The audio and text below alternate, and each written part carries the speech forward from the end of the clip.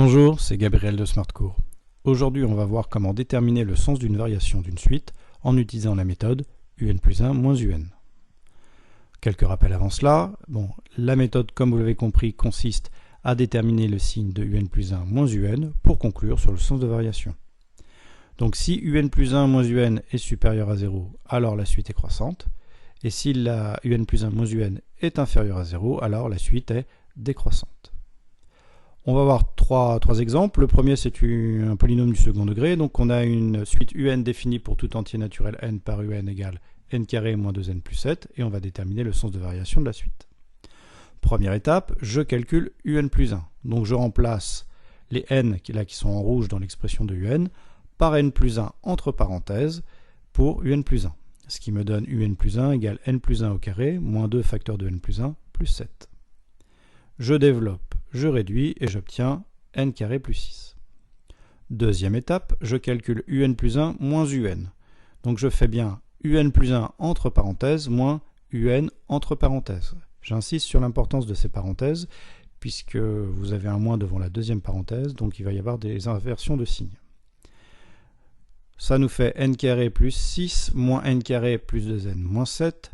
Je réduis et j'obtiens 2n moins 1. Alors analysons maintenant le signe de 2n-1. Un petit aparté avant cela. Si j'avais eu un plus 1 moins un qui est égal à 4n plus 2, comme n est un entier naturel, c'est-à-dire un nombre positif ou nul, pas de problème, un plus 1 moins un est positif.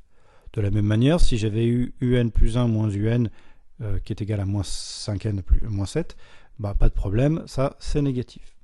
Là le souci c'est qu'on a 2n moins 1. Avec 2 qui est un nombre positif et moins 1 qui est un nombre négatif. Alors, comment fait-on pour résoudre ce problème? Eh bien, on fait 2n moins 1 strictement supérieur à 0, ce qui est équivalent à 2n strictement supérieur à 1, et qui est équivalent à n strictement supérieur à 1 demi. Alors, comment cela s'interprète? Eh bien, donc 2n moins 1 est positif, c'est-à-dire la suite est croissante si n est strictement supérieur à 1 demi. Or, le plus petit entier naturel n supérieur à 1 demi, c'est 1. Donc on peut dire que la suite un sera croissante à partir du rang 1. Un petit tableau de valeurs pour vérifier cela. On a U0 qui est égal à 7, U1 qui est égal à 6, U2 qui est égal à 7 et U3 qui est égal à 10. On voit bien que la suite est bien croissante à partir du rang 1. Deuxième exemple, donc là j'ai une suite un qui est définie pour tout entier naturel n par un égale 1 sur n plus 2. Je procède exactement de la même manière que précédemment, donc je calcule un plus 1, ça me fait 1 sur n plus 1 plus 2, ce qui me fait 1 sur n plus 3. Deuxième étape, je vais calculer un plus 1 moins un, ça me fait donc 1 sur n plus 3 moins 1 sur n plus 2. Là j'ai deux fractions avec des dénominateurs différents.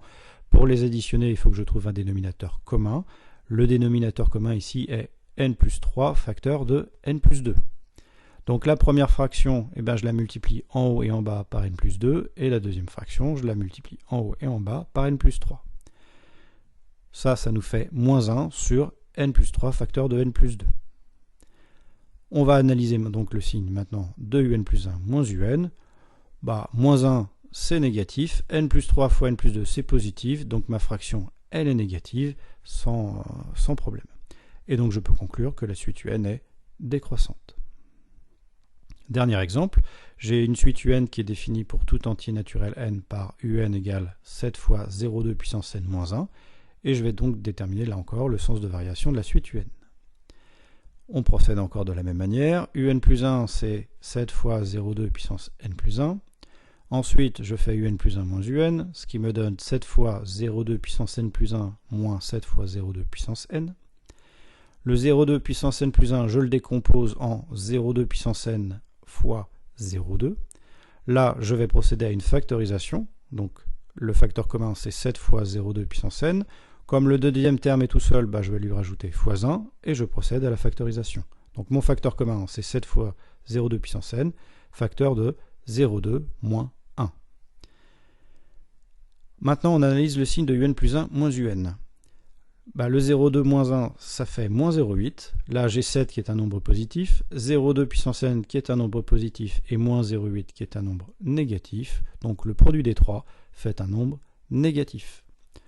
donc je peux en conclure que la suite UN est décroissante. Voilà, la vidéo est terminée, j'espère qu'elle vous a plu et pour ma part je vous dis à la prochaine. Ciao!